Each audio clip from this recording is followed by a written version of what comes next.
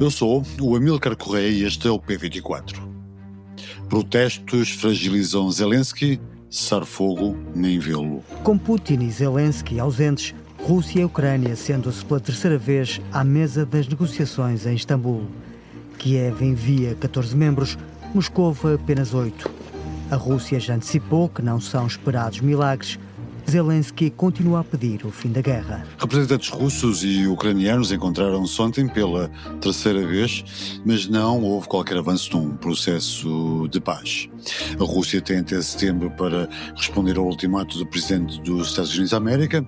Donald Trump deu a Vladimir Putin 50 dias para que este acabe com a guerra, sob pena da aplicação de sanções, uma ameaça que os russos não levaram devidamente a sério e que não alterou os planos do seu presidente. Pelo contrário, a Ucrânia tem sido sujeita a ataques severos nos últimos dias, mas também tem atacado o território russo, nomeadamente uma fábrica de armamento, para piorar a situação interna. Volodymyr Zelensky foi alvo de protestos em várias cidades do país, como ouvimos no som de abertura deste episódio, por ter retirado a autonomia e a independência às duas principais agências públicas de combate à corrupção.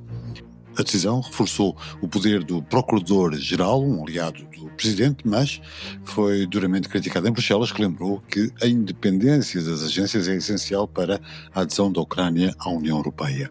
Neste episódio, José Pedro Teixeira Fernandes, investigador do IPRI, da Universidade Nova de Lisboa, comenta o atual estado da guerra e das negociações. Bem-vindos ao P24, o seu dia começa aqui. Na Torre do Tombo, 12 caixas ficaram esquecidas durante décadas. Nelas, o passado escondido da PIDE em Moçambique. Tortura, desaparecimentos, abusos. Quando o cão mordia, o guarda-ramos dizia: "Deixa o cão tirar bife que ele está com fome." Este podcast revela os testemunhos que a PIDE tentou apagar. Relatos de mães, prisioneiros, médicos. Tenório dizia aos cipaios: "Leva no mato e mata." Os dois cipaios levavam os presos para o mato e davam-lhes porrada, com paus. O que nós vamos fazer é revelar um manancial inacreditável de crimes. Do Jornal Público, PIDE-DGS em Moçambique, a descoberta das provas da violência e do terror. Uma série narrada por Ruben Martins, com investigação de Maria José Oliveira. Disponível em público.pt e nas principais plataformas de áudio. José Pedro Teixeira Fernandes, obrigado por ter vindo a este P24. Nos encontros como o de ontem, a Rússia quis mostrar estar disponível para negociar, a Ucrânia idem, mas tal como nos dois encontros anteriores em Istambul, os dois países só concordaram na troca de prisioneiros, portanto mais do mesmo. Estas negociações e este tipo de encontros têm algum futuro? Antes de mais, obrigado pelo convite para o podcast, é sempre um gosto poder participar. Quanto à pergunta sobre as negociações e o futuro do que é que poderá ser aqui alguma saída diplomática para a guerra, que já vai longa entre a Rússia e a Ucrânia, na realidade temos cada vez mais, e a minha percepção é cada vez mais essa, que voltamos a estar no impasse. No início do ano tivemos a sensação que este ano iria ocorrer algo importante do ponto de vista da diplomacia, muito pela pressão de Trump, não necessariamente da melhor maneira, é evidente, mas ele acabou por desencadear uma engrenagem que obrigou a algumas negociações, este é um dos exemplos, mas se tivermos essa ideia que, embora à bruta, e sobretudo à bruta, no sentido de pressionar muitas vezes até indevidamente a Ucrânia, e depois houve aquele encontro na Casa Branca que marcou muito pela negativa a relação também de Donald Trump e Zelensky, embora essa página pareça cada vez mais estar virada, ou pelo menos estar muito atenuada essa má relação inicial, mas o que se percebe também é algo que de certa forma estava presente sempre no início. Primeiro, naturalmente que este é um processo extraordinariamente complexo. Parar uma guerra com estas características, tendo em conta os objetivos legítimos perfeitamente da Ucrânia,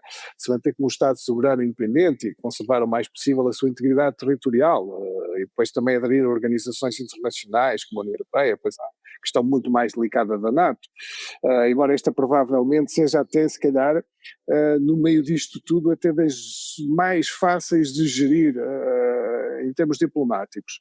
Mas isto também supunha que a Rússia entrasse aqui com um espírito de concessões, com um espírito razoável de concessões. Bom, o que nós vimos é que as negociações avançaram, só para chegarmos às perspectivas, as negociações avançaram alguma coisa, ou pelo menos as conversas diplomáticas diretas, com a pressão de Trump feita sobretudo sobre a Ucrânia.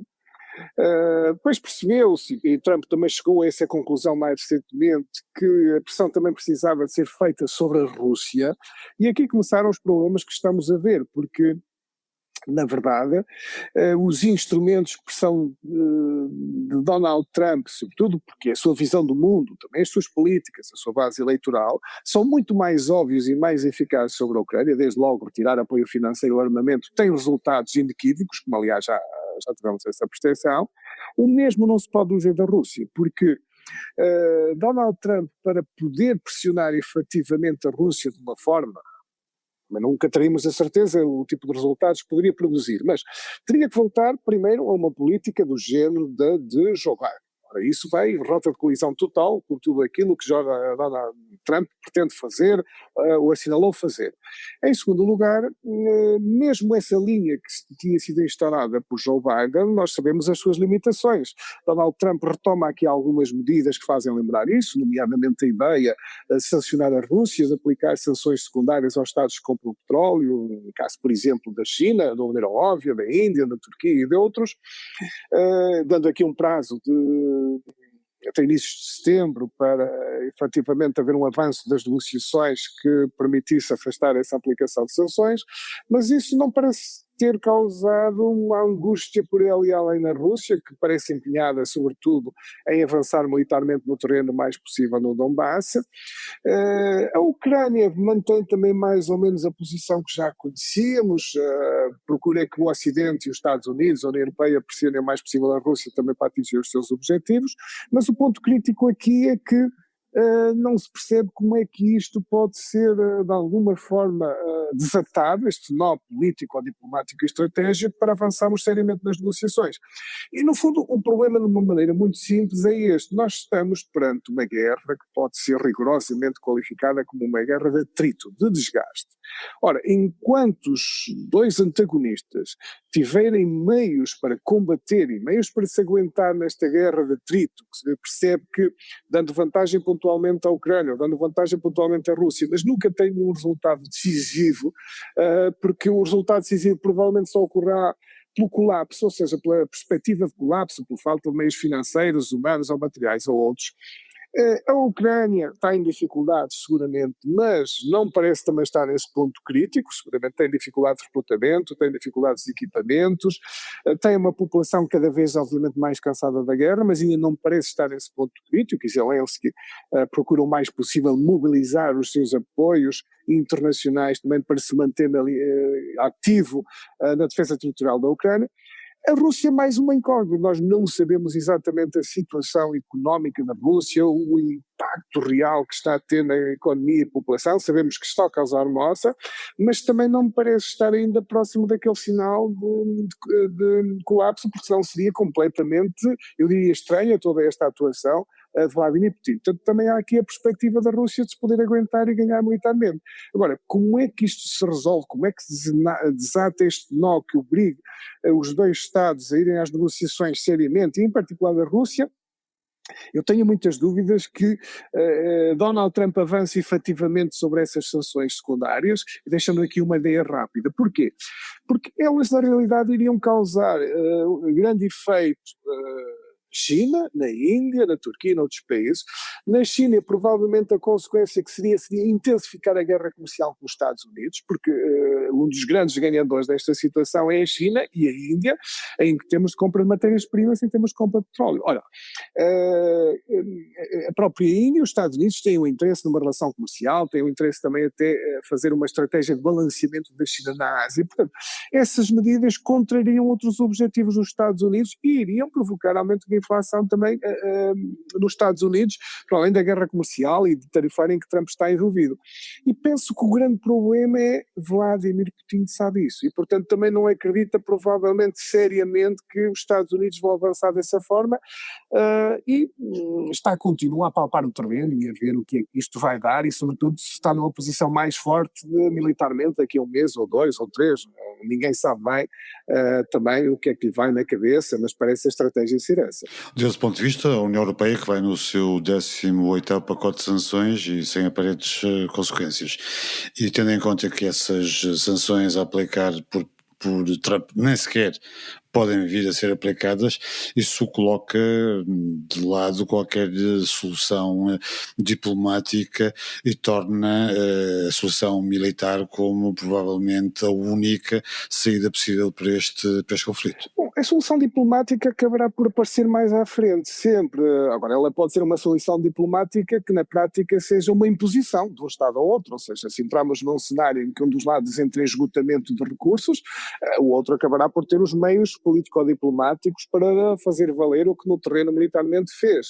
O que estávamos aqui a falar numa solução diplomática mais negociada, sem chegarmos a esse extremo. Bom, agora, a União Europeia tem aqui, obviamente, um papel difícil, já sabemos isso, desde todo o mandato de Donald Trump, e vemos aqui algumas diferenças, por exemplo, em relação a esta questão do petróleo.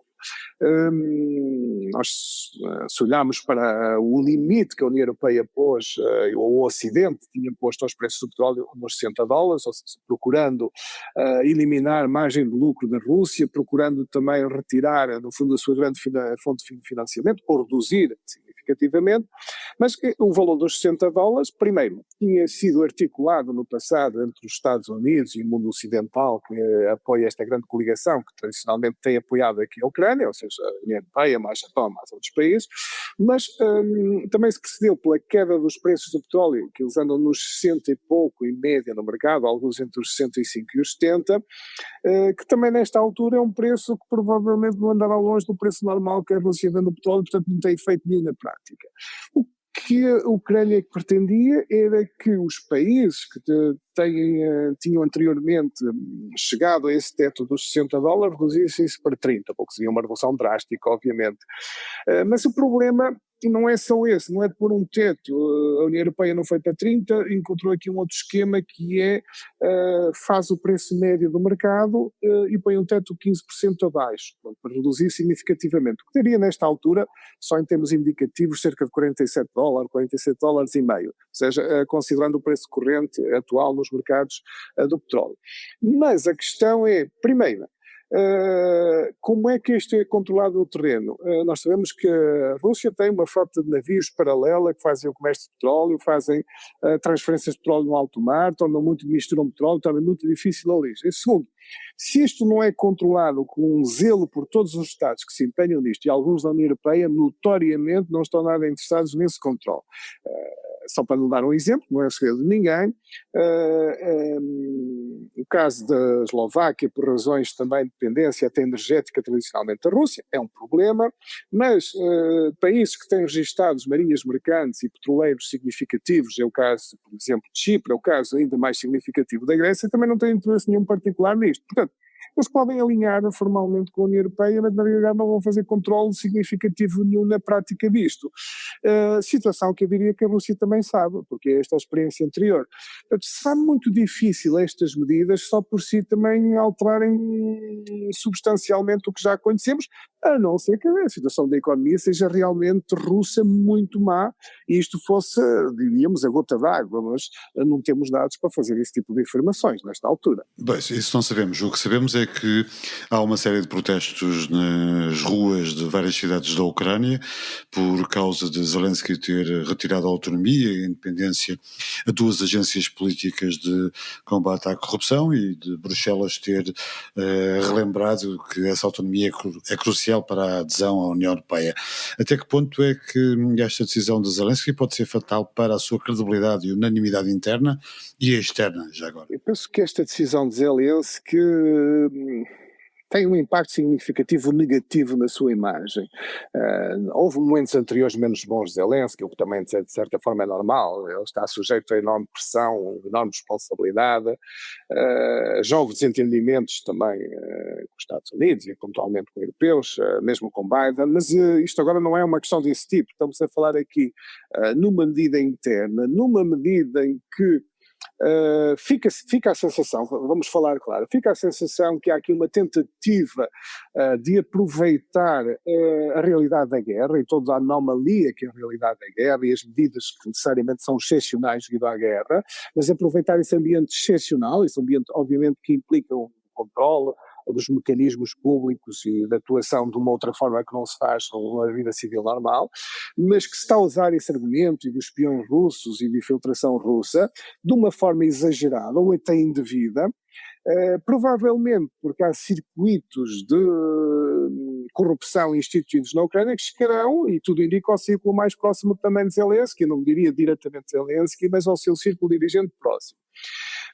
E esta convicção está instalada já numa parte da população ucraniana, vê-se por estas manifestações muito invulgares, um país em guerra, que tem mostrado uma grande coesão, uma grande vontade de apoio do seu governo e de se manter realmente unido desta forma, mas julgo que isto caiu muito mal em partes significativas da população ucraniana, e mostra um lado muito problemático do governo de Zelensky, porque esta medida não é apenas uma medida interna da Ucrânia, é uma medida que, estas agências de combate à corrupção são um aspecto-chave da União Europeia de criar uma sociedade com mecanismos de escrutínio e funcionamento minimamente por padrões europeus, até porque a Ucrânia ambiciona integrar-se na União Europeia, ambiciona ter acesso aos fundos europeus, para além agora destas ajudas excepcionais por causa da guerra, e obviamente qualquer processo de uma negociação normal e de apoios normais na União Europeia tem que passar por um escrutínio, tem que passar obviamente por mecanismos o mais possível que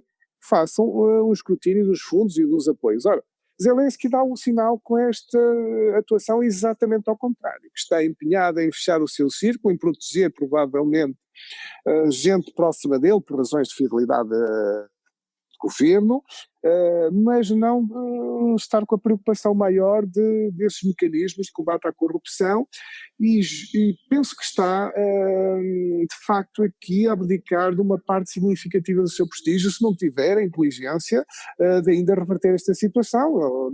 Não sei se ele vai reverter, para já parece determinado a fazê-la, mas penso que foi um passo em falso, falando claro, penso que foi um passo em falso de Zelensky e com efeitos muito negativos na Europa. E este passo em falso pode aumentar a pressão para que seja substituído? Bom, esse é um assunto que vamos tendo alguma noção que há pressões, não sei se internas significativas, mas externas eventualmente também, disso. Quer dizer, não é novo falar-se eventualmente numa substituição de Zelensky, até porque se percebe, e agora fazendo aqui só um comentário sucinto, mas muito objetivo. Zelensky é naturalmente muito emocional, está muito envolvido em todos os dramas da guerra, em todo o sofrimento da população ucraniana, tem feito coisas extraordinárias e fez, mas também podemos questionar se realmente é o tipo de liderança melhor pois para uma saída diplomática e negociada para a Ucrânia. Mas agora, para além disso, levanta uma questão também de parecer não ser o governante melhor para ter uma sociedade normal a preocupar-se com o combate à corrupção. Ora, tudo isto junto realmente começa aqui a causar, eu diria, um significativo afetar no prestígio de Zelensky. Não sei se isto será um golpe decisivo, não é? E que convencerá até os seus aliados europeus e ocidentais, e os norte-americanos e este governo de Trump, da necessidade de fazer pressão sobre a Ucrânia para encontrar aqui uma alternativa, pois há aquela questão das eleições que não foram feitas e estão suspensas, mas também estamos numa situação absolutamente excepcional de guerra, mas o tema vai voltar a surgir. E penso que Zelensky está a dar novamente o flanco para surgir essa temática, essa pressão, quer interna, quer eventualmente do exterior, do mundo ocidental que o apoia, é evidente. José Pedro Teixeira Fernandes, obrigado pela sua análise, foi um prazer. Muito obrigado, foi um gosto também.